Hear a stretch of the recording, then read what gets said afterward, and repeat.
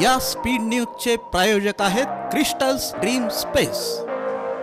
मंगळवारी सोलापूर महानगरपालिका निवडणुकीसाठी उमेदवारी अर्ज भरण्याचा शेवटचा दिवस होता। भाजप वगळता सर्वच राजकीय पक्षांनी आपले एबी फॉर्म नॉर्थकोट प्रशालेत आपापल्या उमेदवारांना दिले होते। मात्र भाजपच्या शहराध्यक्षा रोहिणी तडवळकर आणि आमदार सचिन कल्याण शेट्टी यांनी दुपारी 2:43 नॉर्थकोट प्रशालेत येऊन सर्व उमेदवारांचे एबी फॉर्म थेट निवडणूक अधिकाऱ्यांकडे दिले। निवडणूक कार्यालय क्रमांक 2 इथं काँग्रेसचे शहराध्यक्ष चेतन नरोटे आणि शिंदे सेनेचे जिल्हा प्रमुख अमोल शिंदे यांनी दुपारी 3 नंतर एबी फॉर्म दाखल करण्यास हरकत घेत आमदार सचिन कल्याण शेट्टी यांना रोखलं। यावेळी प्रचंड घोषणाबाजी झाली। दरम्यान निवडणूक कार्यालय क्रमांक 2च्या बाहेर काँग्रेस, राष्ट्रवादी, दोन्ही शिवसेना आणि मनसेच्या नेत्यांनी ठिय्या मांडला। सोलापूर महानगरपालिका सार्वत्रिक निवडणुकीसाठी 30 डिसेंबर हा उमेदवारी अर्ज दाखल करण्याचा अंतिम दिवस होता।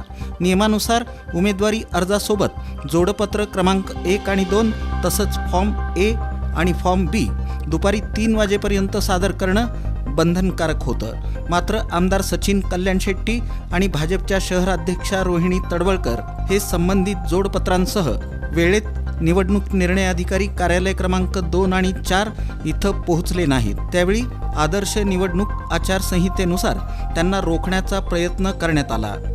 कायदा सर्वांसाठी समान आहे, कोणत्याही राजकीय दबावाखाली येऊन जोडपत्र क्रमांक 1 आणि 2 स्वीकारू नयेत अशी तक्रार प्रसारमाध्यमांच्या वतीनं पालिका आयुक्तांकडे करण्यात येत आहे।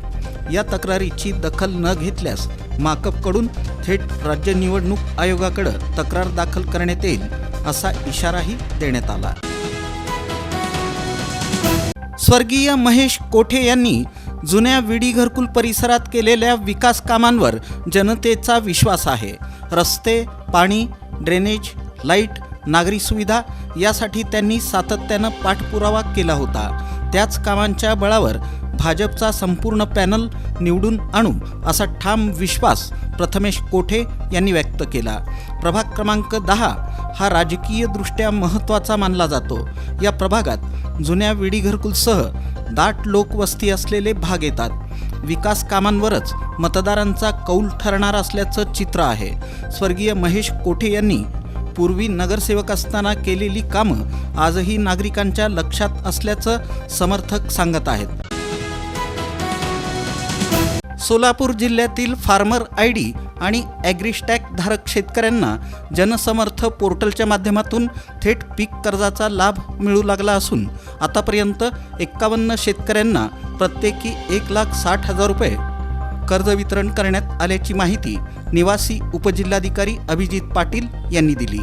शेतकऱ्यांना पीक कर्ज सुलभपणे मिळावं यासाठी डिसेंबर अखेरपर्यंत जिल्ह्यातील प्रत्येक गावात विशेष शिबिरांचं आयोजन करण्यात आलं होतं। या शिबिरांमध्ये 8,333 बिगर कर्जदार शेतकऱ्यांनी किमान 2 लाख रुपयांच्या पीक कर्जासाठी अर्ज सादर केले होते।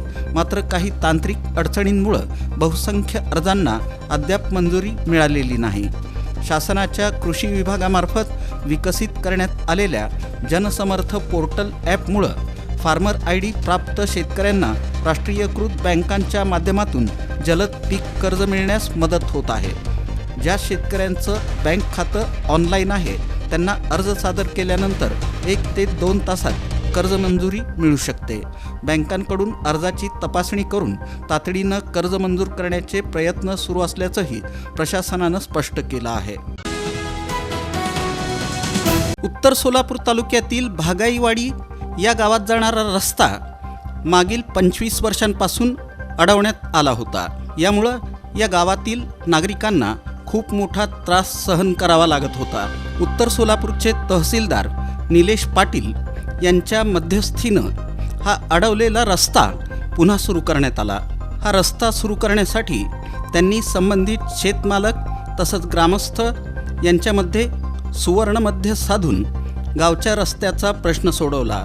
भागाईवाडी इथं समक्ष येऊन तहसीलदारांनी रस्त्याची पाहणी केली। शेतमालक आणि ग्रामस्थांशी समन्वय साधून सुवर्णमध्य काढला। गट नंबर 8च्या मधोमध असलेला रस्ता याच क्षेत्रातून एका बाजूनं जड वाहतुकीला सोयीचा ठरेल एवढा म्हणजे 16 फूट तर वळणावर 20 फूट रुंदीचा रस्ता खुला करून दिला. जैन सिनियर सिटीझन ऑर्गनायझेशन अर्थात जैनस्को या संस्थेचा 17वा वर्धापन दिन महावीर भवन इथं उत्साहात पार पडला. या मेळाव्याला प्रमुख अतिथी म्हणून अखिल भारतीय जैन अल्पसंख्याक महासंघाचे राष्ट्रीय अध्यक्ष ललित गांधी हे उपस्थित होते. कार्यक्रमाच्या अध्यक्षस्थानी डॉक्टर सरिता कोठाडिया या होत्या. कार्यक्रमाची सुरुवात नमोकार महामंत्रानं झाली. दीपप्रज्वलन, पुष्पार्पण आणि तुळस रोपट्याला जलार्पण मान्यवरांच्या हस्ते करण्यात आलं. यावेळी डॉक्टर माधवी रायते यांनी आनंददायी जीवनशैलीचे आहार, विहार, आचार आणि विचार या विषयावर मार्गदर्शन केलं. डॉक्टर संतोष कोटी यांनी देखणे ज्येष्ठत्व या विषयावर मार्गदर्शन केलं.